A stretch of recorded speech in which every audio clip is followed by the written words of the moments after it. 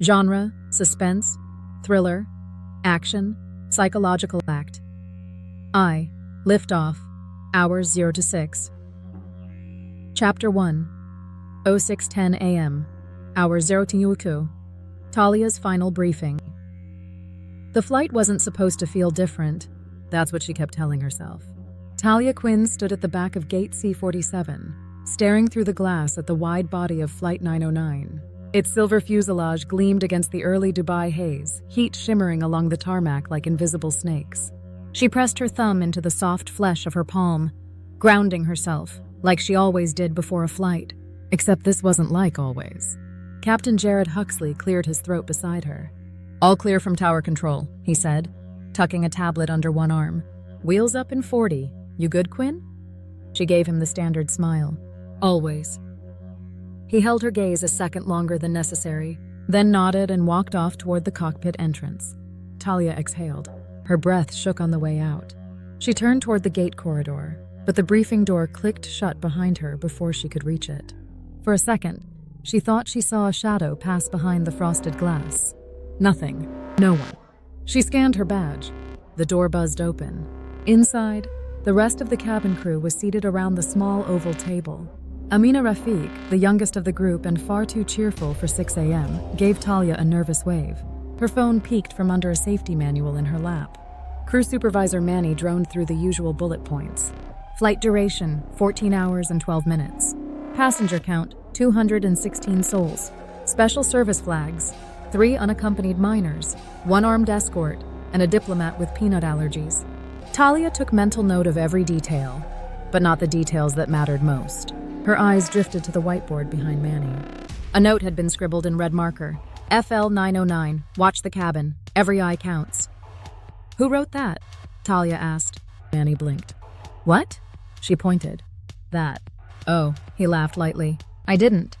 Must have been a night supervisor. You know how they get. Cryptic when they're tired."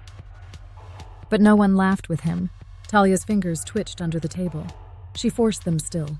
After the briefing, the crew began filing out. Talia lingered. Amina stayed too, fiddling with her scarf. "You okay?" Talia asked her. Amina bit her lower lip. "Just nerves. First transatlantic, and I guess I've been getting some weird DMs." Talia tilted her head. "Weird how?" Amina hesitated. "Like, someone knows I'm flying 909 today.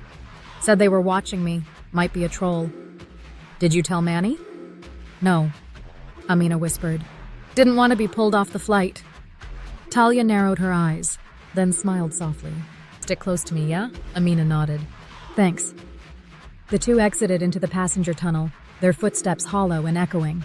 The terminal behind them hummed with fluorescent stillness. A cleaner moved slowly across the tiled floor with a mop that left streaks like shadows. As Talia approached the aircraft door, she noticed something odd. The forward galley lights were on, but flickering, like old film reels. A faint metallic clatter came from within. "Someone in the galley?" she asked Amina, but the younger woman was already scrolling her phone. Talia stepped in first. Empty. The coffee machine buzzed mid-cycle. Strange, it wasn't programmed yet.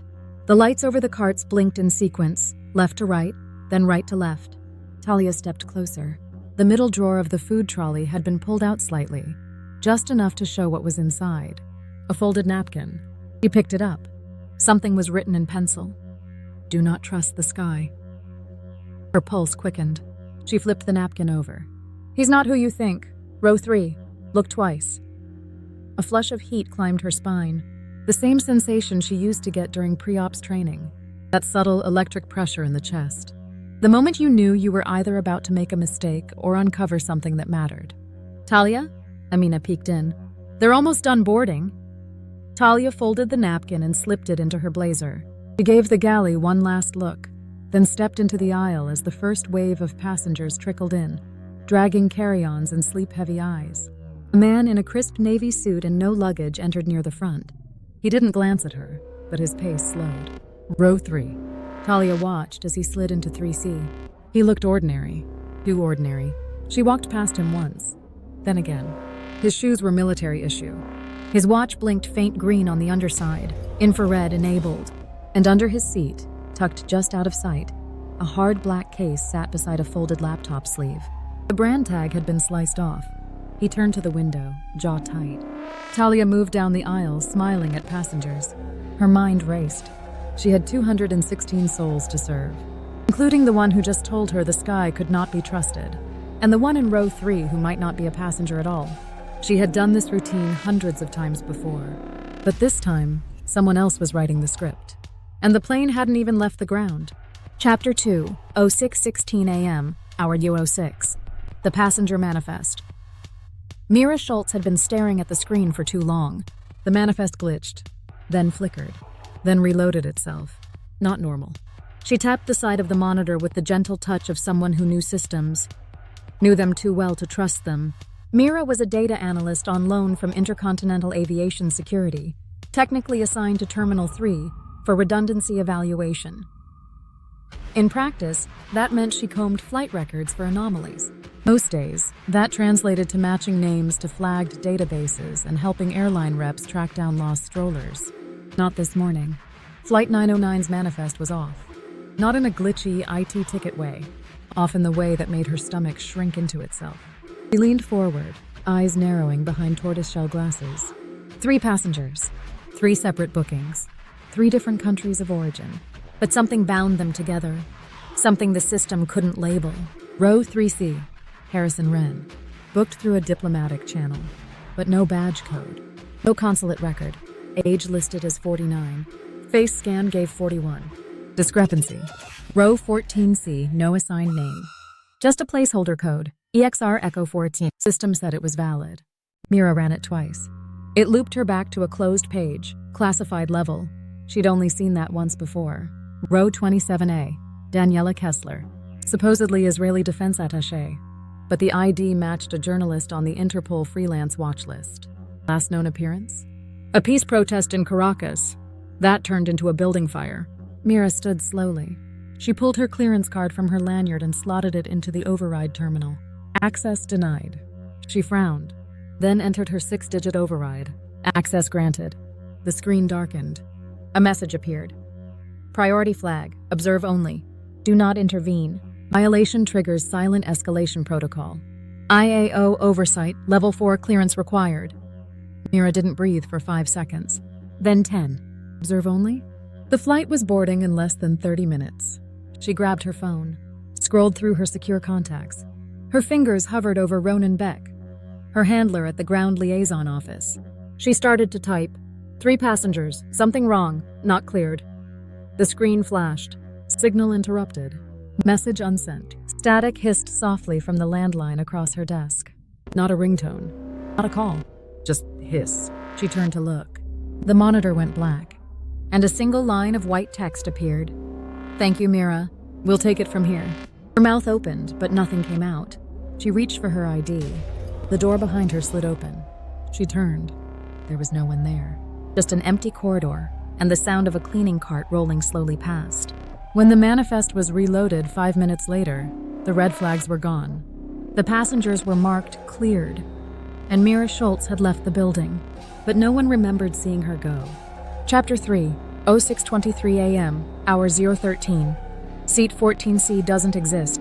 Echo, they told me my name is Echo, but there are 3 of us. Winston likes poetry. He thinks in equations. He likes neat things, rows, columns, patterns. Ripley is chaos. Ripley bit a teacher when we were 7. He smokes, though we don't carry cigarettes. He's not real, but he smells like fire in locker rooms. Then there's me, the space between them. The one who gets to walk through the airport. Right now I'm smiling, holding a passport that isn't mine. Smiling like I've flown 1,000 times. When the truth is, I once spent 5 hours in a panic attack over the scent of latex gloves in a jet bridge. The man at the boarding gate scans my pass. It chirps. Green. Have a good flight, he says, without looking up. He doesn't notice that the name says Julian Rance, and the seat says 14C. He doesn't notice that my boarding group doesn't exist. He doesn't notice anything. Neither does the scanner. Because the scanner thinks seat 14C is real. It's not. Not on the printed manifest. Not on the blueprint. There's a 14A and 14B, and then an empty space. Winston says it's a test. Ripley thinks it's a joke. I think it's an invitation. I step onto the plane, past the air hostess with the sharp eyes. She clocks me. She doesn't smile. That's good. Smilers are dangerous. The cabin hums like a breathing animal. The lights above are too bright, too blue. I squint as I pass the rows, ignoring the little faces peeking up from aisle seats and window seats and screens already glowing with welcome videos. I reach row 14. 14A, middle-aged man, bald, reading a real newspaper. 14B empty. 14C nothing. No seat. Just a gap. But the system printed the seat. Winston whispers, "Sit anyway." Ripley says, "Bet it folds out of the wall like a trap." I bend slightly and open the overhead bin above the phantom seat. Inside is a red envelope, untouched, crisp, sealed. It has no name, just a glyph, hand-drawn in black marker, not a logo, not a symbol I recognize, but familiar. My fingers twitch. Winston says not to open it yet. Ripley says rip it open and swallow the contents just to freak people out. Tuck it into my coat. I sit down. There is no seat, so I sit on the edge of 14B. The newspaper man eyes me but says nothing. He turns the page slowly, like he's timing the movement with the heartbeat of the aircraft. I open my laptop. It boots into a black screen. Text loads. A program I didn't open. FL909 is Skyfall interface. Uplink ready code entry. Someone is already inside. I haven't connected to Wi-Fi. I haven't activated anything. But the interface is live, and the plane hasn't left the ground. Echo? A voice says, not aloud, in my head. But not mine. Not Winston. Not Ripley. Not me, new. I close the laptop. Open it again. Screen stays black. Someone knew I'd be in seat 14C. Someone made room where there was none. Someone knew I'd open the bin. Someone wants me to play. And I think I already am.